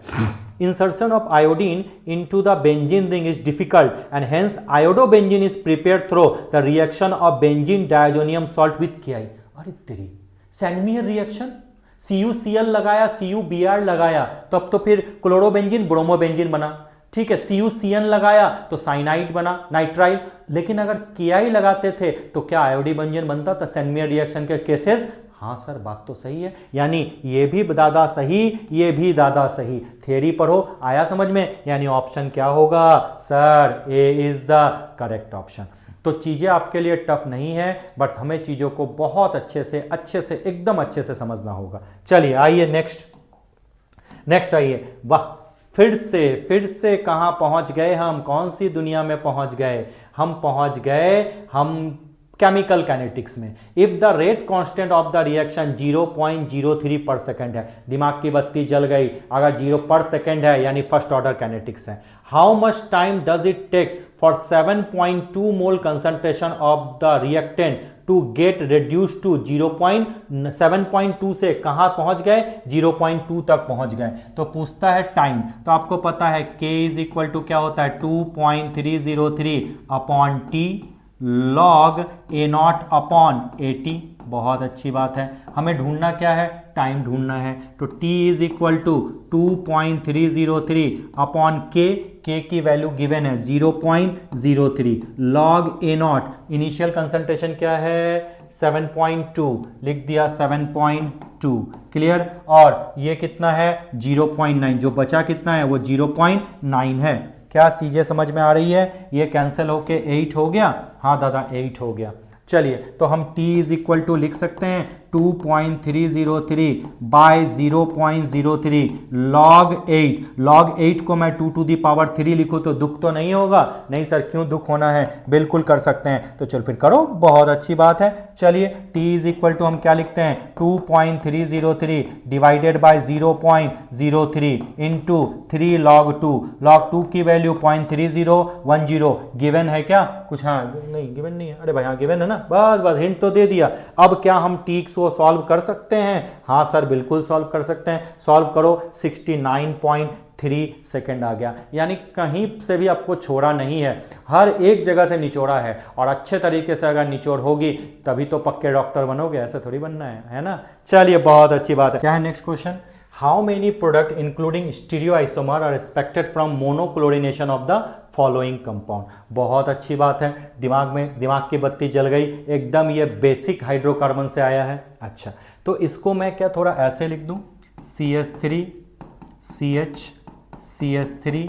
मोनोक्लोरिनेशन मतलब एक हाइड्रोजन हटाना है, तो कहाँ कहाँ से आप रिमूव कर सकते हो। तो थोड़ा सा दिमाग की बत्ती जलाओ। अच्छा, ये दोनों पोजीशन तो सेम है, या यहाँ से निकालो या यहाँ से निकालो। तो चलिए, यहाँ से मैं एक हाइड्रोजन रिलीज कर सकता हूँ। ये पोजीशन फिर अलग है, यहाँ से भी कर सकता हूँ। ये भी अलग है, यहाँ से भी कर सकता हूँ और यहाँ से भी। यानी टोटल मेरे 4 प्रोडक्ट तो दिख गए, सब में से एक एक हाइड्रोजन मैं रिलीज सारे पोजीशन से कर सकता हूँ। लेकिन उसमें क्वेश्चन में क्या किया है, बहुत शैतानी कर दिया। उसने क्या बोला कि इंक्लूडिंग स्टीरियोआइसोमर, कि भाई काइरल सेंटर है वो थोड़ा ध्यान देना, काइरल सेंटर है कि नहीं। अब सिंगल बॉन्ड है तो भाई सीस एंड ट्रांस तो होगा नहीं, लेकिन काइरल तो हो सकता है ना। तो मैं अगर इसमें से हाइड्रोजन निकालता हूँ तो कुछ मेरा ऐसा होगा, CH2Cl और यहाँ पे CH, यहाँ पे CH3, यहाँ पे CH2 और यहाँ पे CH3। ये पहला प्रोडक्ट है। Am I right? Yes. अब देखो, अगर यहाँ पे 2 CH3 थे पहले केस में तो ये वाला काइरल सेंटर तो नहीं था। लेकिन अब देखो, जैसे ही मोनोक्लोरिनेशन हो गया तो ये CH2Cl बन गया। यानी काइडल सेंटर आ गया। अब देखो इधर भी अलग, इधर भी अलग, इधर भी अलग हाइड्रोजन, यानी ये काइडल सेंटर है। यानी अब ये इक्का नहीं है, ये दुक्का हो गया, यानी 4 + 1 5 मिल गया, 5 हो गए। और चेक करके देखते हैं कहीं और कुछ मिल गया तो। चलिए सर दिखाइए तो फिर। चलिए मैं यहां से अब रिलीज करता हूं। तो अगर मैं सेकेंड यहाँ से रिलीज किया तो यहाँ पे Cl, यहाँ पे CH3 और यहाँ पे CH2 और यहाँ पे CH3, मतलब मैंने यहाँ से इसको रिलीज कर दिया। बहुत अच्छी बात है। दूसरा प्रोडक्ट, क्या इसमें काइडल सेंटर है? नहीं सर, ये 2 CH3 ग्रुप हैं, तो मतलब ये तो एक ही रहेंगे, एक का ही रहेगा। अब मैं यहाँ से रिलीज करके देखता हूँ, CH3 CH CH3 और यहाँ से CH, यहाँ पे एक Cl, एक हाइड्रोजन हटा के क्लोरीन लगा दिया और ये CH3। क्या यहाँ पे कोई काइडल वाइडल सेंटर है क्या?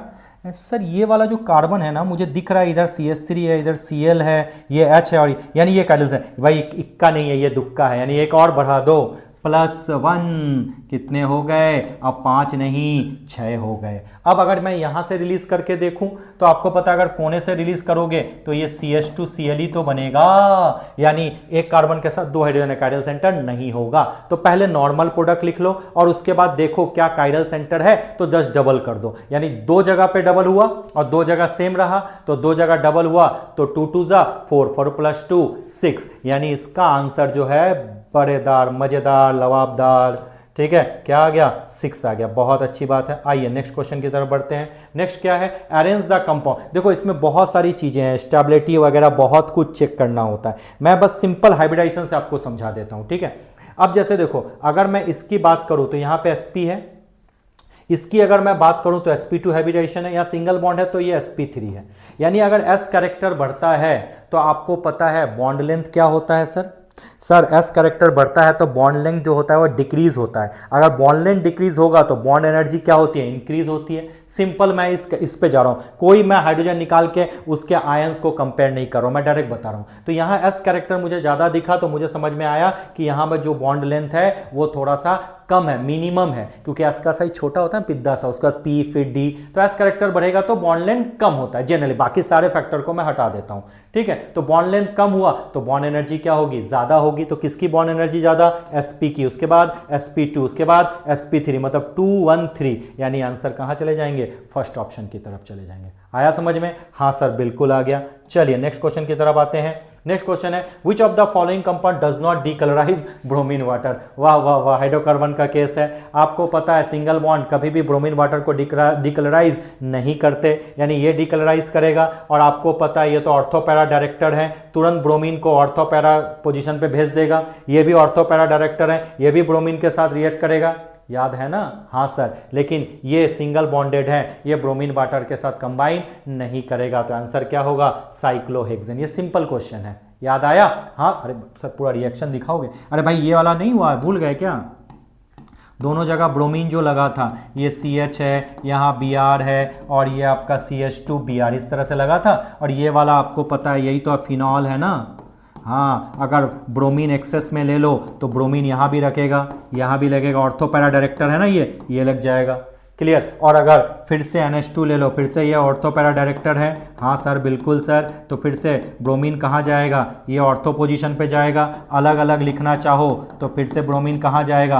पैरा पोजीशन पे जाएगा। ऐसा ही तो होगा। यहाँ ब्रोमीन लेस होता तो एक बार ऑर्थो एक बार पैरा, ज़्यादा पे होगा तो तीनों प्लेस पे सारा ortho and para position cover कर लिया। तो यानी तीनों जगह रिएक्शन दिए, किसके जगह रिएक्शन नहीं दिए? साइक्लोहेक्सेन के केस में। तो आंसर क्या होगा? First option. बहुत अच्छी बात है। आइए नेक्स्ट बहुत प्यारा क्वेश्चन है, ये ऐसे नहीं बनने वाला, इसके लिए डीप नॉलेज चाहिए दादा मेरे। क्या पूछा है? CH3MgBr, CH3MgBr, तो ये तुरंत देखेगा, ये यहां पर भी काम करेगा और यहां पर भी काम करेगा। ये वाला कार्बोनाइल है, कार्बोनाइल पे भी काम करेगा, क्योंकि आपको पता है O पे माइनस तो कार्बन पे प्लस। थोड़ा हिंट मैं दे देता हूं, आगे की बात मैं नहीं करता, चीजें आपको समझ में आ जाएगी। ये कार्बोनाइल है, ये डबल बॉन्ड टूट गया तो यहाँ पे माइनस और यहाँ पे प्लस। मैंने बोला था कहीं फंसो तो माइनस प्लस लिखो, यस। और आपको पता है ग्रिग्नार्ड रिएजेंट है, तो CH3MgBr, तो Mg पे प्लस और CH3 पे माइनस, तो ये वाला ग्रुप यहाँ और ये वाला ग्रुप यहाँ। क्लियर। फर्दर हाइड्रोलिसिस करेंगे तो यहाँ पे OH आ जाएगा। हाँ सर ये भी तो पता था, आ रहा है ना समझ में, मैं बिल्कुल इसकी बात कर रहा हूँ। तो चलो सर पूरा करके ही दिखा दो क्योंकि भरोसा नहीं है मुझे। चलिए ये C है, यहाँ पे OMgBr है और यहाँ पे मेरा CH3 लग गया।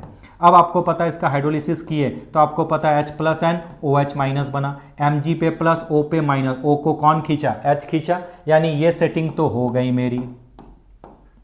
बहुत अच्छी बात है, यानी यहाँ पे आपका ये C था और यहाँ पे क्या लग गया आपका OH लग गया और यहाँ पे आपका CH3 लग गया। तो ऐसा कहाँ कहाँ दिख रहा है OH और CH3? सर OH और CH3 दिख रहा है, OH और C, अरे सब जगह दिख रहा है, ये तो होगा नहीं, काम खत्म, खाली करो इसको। OH और CH3 तो नहीं होगा। अब देखता है CN पे, CN पे भी जब Grignard reagent followed by hydrolysis होता है तो CN पहले किस में बनता है, आइमाइन सॉल्ट में, और उसके बाद उसमें क्या आ जाता है, कार्बोनाइल कंपोनेंट आ जाता है। यानी जो CN है वो किस में चेंज होगा, COCH3 में। ये देखो, यानी CN कहाँ चेंज हुआ, यानी ये वाला तो चेंज कर दिया, अब ये CN किस में चेंज होगा, COCH3 में। यानी आंसर क्या होगा, b is the correct answer. देखो बेसिक पहले एक एक करके करो, पहले एक एक करके ये वाला ले आया, चेक किया, डी ऑप्शन पे नहीं जाएंगे, गए A B और C पे, उसके बाद CN यहाँ पे कुछ इंपैक्ट नहीं किया, लेकिन CN के साथ CH3 MgBr ट्रीटमेंट होता है क्योंकि इस पे प्लस और इस पे माइनस लिख सकते हैं, और CN पे नाइट्रोजन पे माइनस, कार्बन पे प्लस लिख सकते हैं। अरे हाँ सर लिख सकते हैं ना। तो N पे कौन आएगा, MgBr, और C पे कौन आएगा, CH3 आएगा। यस, वहां से नाइट्रोजन बाहर निकल जाएगा, वाटर के साथ ट्रीटमेंट करेंगे तो वाटर का, सर नहीं समझ में आया, सर नहीं समझ में आया, सर कोई बात नहीं। ये CN है, मैं बिल्कुल ऐसे समझा देता हूँ, CH3 MgBr है, बहुत अच्छी बात है, प्लस माइनस, यहाँ पे माइनस, यहाँ पे प्लस, बहुत अच्छा। C के साथ CH3 आ गया, ट्रिपल बॉन्ड था डबल बॉन्ड में बदल गया, N MgBr होगा, बहुत अच्छी बात है। हाँ सर बहुत अच्छा। अब आपको पता है H2O है, ये O और यहाँ पे लिख दूं H2, बहुत डबल बॉन्ड को डबल बॉन्ड ही रिप्लेस कर सकते हैं इसलिए ऐसा लिखा, तो ये वाला O यहाँ पे आ जाएगा और बाकी सब बाहर आ जाएंगे। यस सर बाहर आ जाएंगे। अरे आया समझ में मैं क्या बोला, हाँ सर इसको समझाने के लिए, ठीक है। तो C के साथ कौन आया, C डबल बॉन्ड O, और क्या आया, CH3, तो यही तो यहाँ पे लिखा है, ये देखो, ये C double bond O CH3, यही तो लिखा था, इसलिए मैंने सस्ता सुंदर आपको समझा दिया। हाँ सर बहुत अच्छी बात है। तो क्या आया, यानी जब ऐसे केस हो तो दोनों जगह देखो, पहले एक एक करके देखो, दोनों जगह देखोगे तो आपको प्रोडक्ट मिल जाएंगे। चलिए अब आगे आइए नेक्स्ट क्वेश्चन की तरफ। नेक्स्ट क्वेश्चन, अरे वाह वाह वाह, सॉल्यूशन से मजेदार है, इस बार चैप्टर को वेटेज मस्त तरीके से इसने दिया है, जो जो इंपॉर्टेंट चैप्टर है उस पर इसने काम किया है। बोलता which of the following aqueous solution will exhibit higher boiling point. आपको पता है delta TB elevation in boiling point, क्या मैंने पढ़ाया था, I KB इंटू M। हाँ सर बिल्कुल पढ़ाया था। आपको पता है I की वैल्यू अगर बढ़ेगी तो एलिवेशन इन बॉइलिंग पॉइंट भी बढ़ेगा। अब I किस पे डिपेंड करता है भैया, कितने आयन बनाए, है ना। ये यूरिया है, ये तो डिसोसिएट नहीं होगा, ये कितने बनाए, K plus and NO3 minus, यानी 2 आयन बनाए। ये Na2SO4 है, ये बनाया 2Na प्लस और SO4 2 माइनस, यानी टोटल इसने कितने आयन बनाए, 3। फिर से ये आयन नहीं बनाएगा, डिसोसिएट नहीं होगा, तो सबसे ज्यादा आयन कौन बनाया, Na2SO4, जो सबसे ज्यादा आयन बनाएगा उसी के लिए तो एलिवेशन डेल्टा टीवी की वैल्यू ज्यादा होगी। अगर एलिवेशन इन बॉइलिंग पॉइंट ज्यादा होगा तो डेफिनेटली बॉइलिंग पॉइंट तो ज्यादा ही होगा ना। समझाया था, हाँ, बशर्ते कंसंट्रेशन सेम होना चाहिए। कंसंट्रेशन सेम नहीं है तो पूरी वैल्यू पुट करके चेक करना पड़ेगा। यस सर, हाँ सर याद आया, यस बहुत अच्छा। आई क्या है, वेंट ऑफ फैक्टर, वेंट बाबा। चलिए नेक्स्ट आइए, नेक्स्ट क्वेश्चन सॉल्व कीजिए। अरे वाह वाह वाह वाह वाह, मतलब कहाँ से छोड़ेंगे नहीं, याद करो। Haber process, iron catalyst, molybdenum जो होता है वो क्या होता है, प्रोमोटर होता है, यानी फर्स्ट के लिए फर्स्ट। वॉकर ऑक्सीडेशन PDCl2 में होता है, वाह, सेकेंड के लिए सेकेंड। विल्किंसन कैटलिस्ट यही होता है, और जिगलर नाटा TiCl4 है, वाह, यानी ये तो डायरेक्ट मिला दिया, शायद नीट वाला भूल गया था कि मैचिंग करने के लिए 1 से 1, 2 से 2, C से 3 और D से 4, यानी 1 2 3 4, यानी थर्ड ऑप्शन है, वो भूल गया था बेचारा, बहुत लोड होता है उन लोग के पास ना, ये करना वो करना, पेपर यहाँ से बीच से पेपर ही कभी कभी लीक कर देते हैं, बहुत कुछ होता है, सेट बनाना, कोड बनाना भूल जाते हैं, तो जाने दो, हमें तो याद था। और मैं सच बताऊं, मुझे तो सिर्फ हावर प्रोसेस और जिगलर नाटा कैटलिस्ट ही याद था। मैं इसी से, मैं क्या बोलता हूं, मैं भी स्टूडेंट जैसा सोच रखता हूं, सारे कुछ याद करके मैं भी नहीं बैठता। सिंपल सी बात है, कहीं ना कहीं क्वेश्चन में हिंट मिलता है और मैं उस हिंट का हमेशा यूज करने का ट्राई करता हूं। वो हिंट मुझे चाहिए और वो मिला तो मैं कहीं नहीं हिलूंगा, तपा सॉल्व करना है। बहुत अच्छी बात है। चलिए नेक्स्ट आइए। नेक्स्ट क्या है? अरे वाह, ये क्वेश्चन का भी मैंने हिंट दिया था। 5 मोल ऑफ, फिर भी सॉल्यूशन से देखो, सॉल्यूशन चैप्टर से कितने क्वेश्चन आए। 5 mole of liquid X and 10 mole of liquid Y makes a solution having vapour pressure 72। मतलब सॉल्यूशन का ओवरऑल जो पीएस है, ठीक है, वो है 70। कहता है द वेपर प्रेशर ऑफ, अब ये बना किससे? X और Y से। प्योर X का और Y का, X का कितना है आपका 63 और Y का कितना है आपका 78। तब बोलता है कौन सा डेविएशन। ट्रिक याद करो, अगर एक भी कंपोनेंट जिससे सॉल्यूशन बना है उसमें से एक का भी अगर ज्यादा आ जाए वेपर प्रेशर सामने वाले से, तब मतलब जो ओवरऑल सॉल्यूशन से, तो वो कौन सा डेविएशन दिखाता है? Negative deviation. और इसको कैसे रिलेट कर सकते हैं? एज़ोट्रॉपिक मिक्सर से। Maximum boiling azeotrope and minimum boiling azeotrope. याद करो, हाँ सर बताया था आपने, याद आया? तो अगर कम होता, ये 63 और ये 65 होता, तो सीधा लिखते हैं पॉजिटिव डेविएशन। लेकिन अगर एक भी कंपोनेंट का ज्यादा हो जाए तो वो क्या दिखाएगा? नेगेटिव डेविएशन दिखाएगा। तो सॉल्यूशन क्या होगा? Negative deviation. एज़ोट्रॉपिक मिक्सर के साथ इसको कनेक्ट करो, मिनिमम बॉइलिंग एज़ोट्रॉप और मैक्सिमम बॉइलिंग एज़ोट्रॉप, क्योंकि सारी कॉलिगेटिव प्रॉपर्टी एक दूसरे से क्या है? लिंकअप है। आया समझ में? हाँ सर, आपने पढ़ाया था एज़ोट्रॉपिक मिक्सचर। डन। तो डायरेक्ट लिख सकते हैं? हाँ सर डायरेक्ट लिख सकते हैं। चलिए आगे आइए।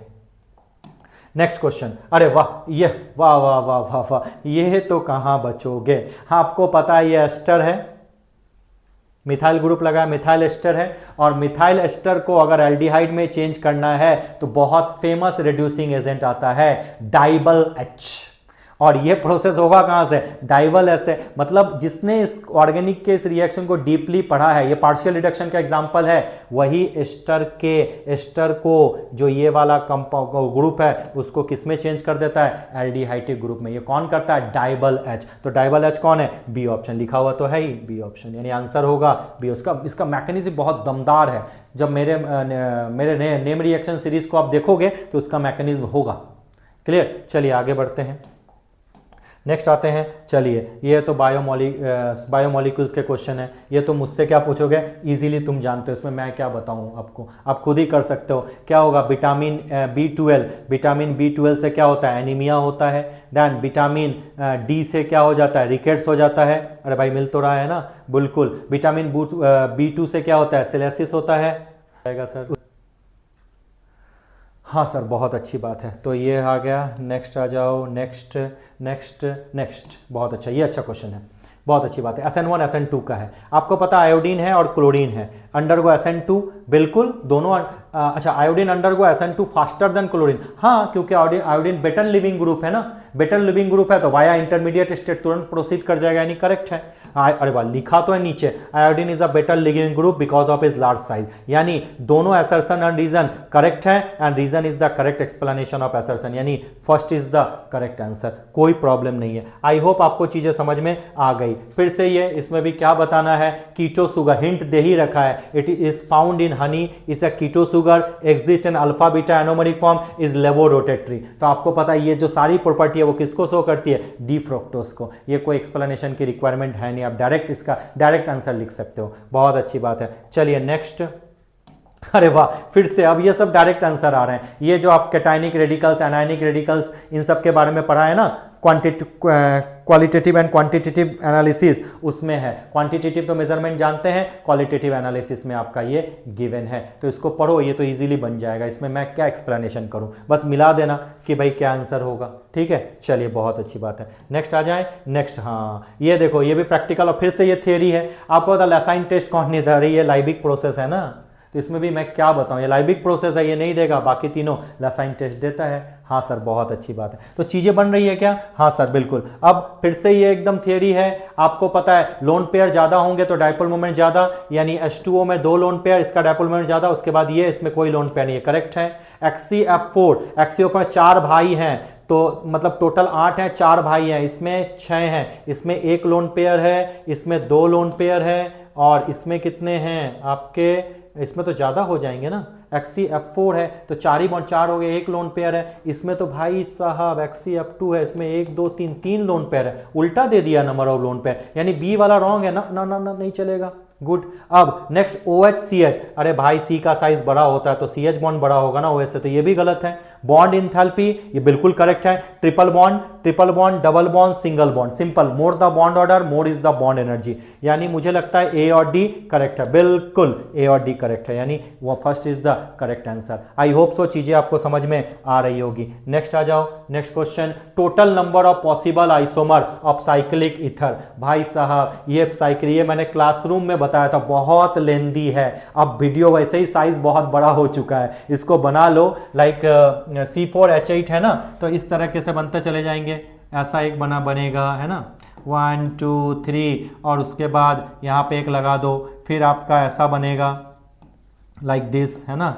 इस तरीके से याद है ना, तो इस तरह से बनाते जाओ आपको दिखता जाएगा। हाँ बस उसमें काइरल सेंटर चेक करते चले जाना, अगर काइरल सेंटर होंगे तो एक का डबल कर देना, तो कैलकुलेशन करके देखो ऑलमोस्ट 10 आ जाएंगे। आई होप सो आपको चीज़ें समझ में आ गई होगी। तो पेपर कंप्लीटली डिस्कशन हो चुका, अच्छे से आप इसको समझो, जहाँ डाउट हो आप मुझे मैसेज करो, विल सॉल्व अगेन। ठीक है, चलिए sir, bye bye, thank you so much.